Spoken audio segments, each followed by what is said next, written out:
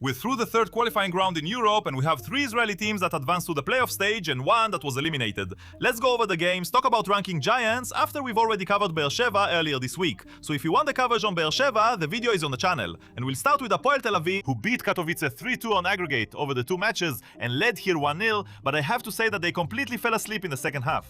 And also in the matches against Ludogorets and here as well, they held on for a game and a half in both matches. A game and a half of excellent play. In the second half, for no reason, even though they were much more dangerous, they let the other team take control of the game. Against Ludogorets, I can still understand it. That's a better team, certainly better than Katowice on paper. But against Katowice, especially with the shaky defense they had, it felt like they could have finished it off better. They felt like the game was already in their hands, and in the end they weren't far from getting into trouble here. But in the end, if I have to sum up what they did a great job. They're reaching the playoff stage, and there they'll meet Atalanta, which is probably the toughest draw you can get in the Conference League stage. And even if they lost to them, I think Hapoel Tel Aviv can be very satisfied with this European campaign they had. Because we have to remember that even in terms of the team for the coming years, Hapoel Tel Aviv at least seems to be on the way to remain a top team. It looks like something really positive is being built here. Good and solid, something you can build on for the coming years, and if the team gets even stronger, who knows, maybe in the next few years, they can also be a real contender in the championship race, even though they're not there yet. But the ranking points that the teams get are also given in the qualifying rounds,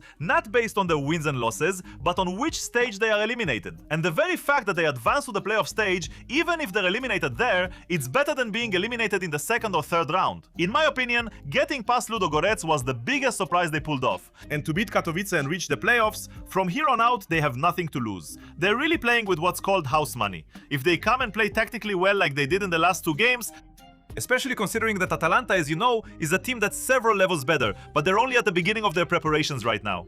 On the other hand, maybe the gap in levels isn't the same. But how many times have we seen Israeli teams come to play against teams that are in the middle of their season in various leagues that play during the winter, and they're currently in the middle of their season during the qualifiers, and we've seen them struggle. Because a team that comes in with match fitness is different from a team that's just starting its preparations. So the chances really aren't high, they're pretty slim. But you can always dream, and you never know. Either way, Hapoel Tel Aviv had a good European season that will help them with ranking points for the coming years, and they did what they needed to do in my opinion just by reaching the playoffs in this European season. On the other hand, the team that really missed out in the last 2 games in my eyes is Maccabi Tel Aviv.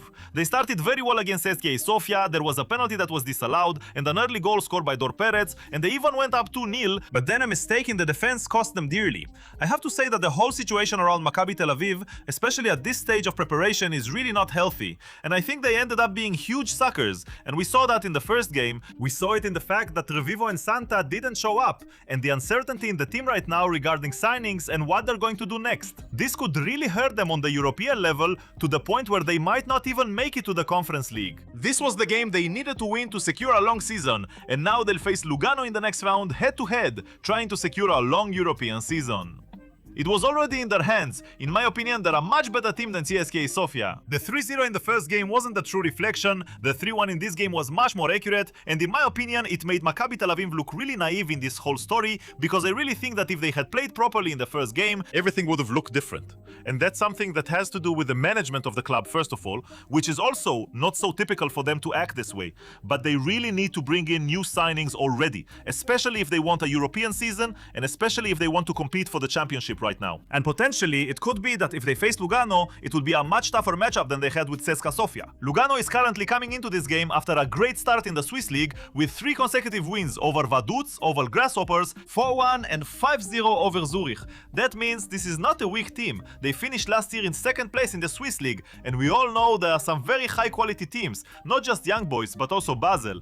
And from their games in the Conference League, honestly, you can't judge too much. Although they had much higher expected goals here and many more shots on target, they have only played so far against a team from the Faroe Islands, which they beat 4-2 on aggregate, and a team from Kosovo, which of course are not exactly the giants of the continent, and teams that are supposed to be significantly weaker. The thing is, and my concern here in this situation, especially when looking at Maccabi Tel Aviv, is that it's still not clear what's happening with Revivo and Asanta, and now Abu Fani is leaving, and they still haven't brought in any new signings to replace them. They could actually lose their European season and a lot of ranking points. That's why I always look at Israeli teams and say, they need to aim as high as possible, not aim for the Conference League or to drop drop down to fall into one of the other leagues, and I hope they didn't get too complacent here. Like, we also arrived in good form. You can also see them playing with a 3 center-back formation with 2 players who play as wing-backs and push very high. They have center-backs here with experience at Burnley and Swansea. Delcroix, Abdopoulos and Mai played a bit in the Bundesliga. Zanotti is a player who was in Inter's youth team. They have fullbacks here who are involved in a lot of goals at the start of the season. In short, it's not a weak team, it's a good team. I don't think the level difference is very big, but it's a shame that Maccabi Tel Aviv reached this stage, that they still haven't secured a European season, and there are a lot of question marks around them at this stage. Unfortunately, for those who don't have any question marks, it's Beitar Jerusalem, who once again go to penalties after a 3-3 draw, a 2-1 away win over Austria Vienna, and are eliminated here after losing 4-2 on penalties. In a decision that I have to tell you I don't understand, unless there really was some injury that made it impossible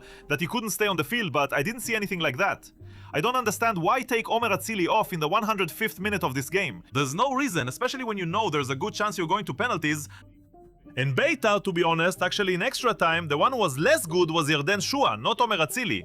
And here too, I think Beitar Jerusalem didn't realize their potential, and their natural place was to reach the playoffs, to have a season like Hapoel Tel Aviv did. But I think this could actually be a good thing for Beitar, for 2 reasons. One, it shows them exactly where their red flags are ahead of the season, and that's obviously at the goalkeeper position. Everyone understands that. Miguel Silva is a great goalkeeper up to a certain level, but when you want to win the championship and that's Beitar's goal, they should be one of the favorites for the title, in my opinion, in terms of their squad, and especially if Maccabi Tel Aviv has a long European season along with Hapoel Beersheva. In terms of their squad, they are the favorites for the championship, but with a goalkeeper like that, it's not certain you can get there. In addition, of course, Almog Cohen has stepped into the coaching role, and he will make mistakes of a new coach, because in the end, it's your first time in this position, in this role, under pressure. You see and feel things from the field as a coach, and it takes time. And of course, there's a learning curve, and that learning curve almost cost them dearly against Aranca, and it is costing them dearly against Austria Vienna. Now, I really think the differences aren't big, but I do think that Beitar Jerusalem, especially in attack, is a very good and insanely talented team. Really, there aren't many Israeli teams you can look at in recent years and say they had as much talent in the attacking part as Beitar has.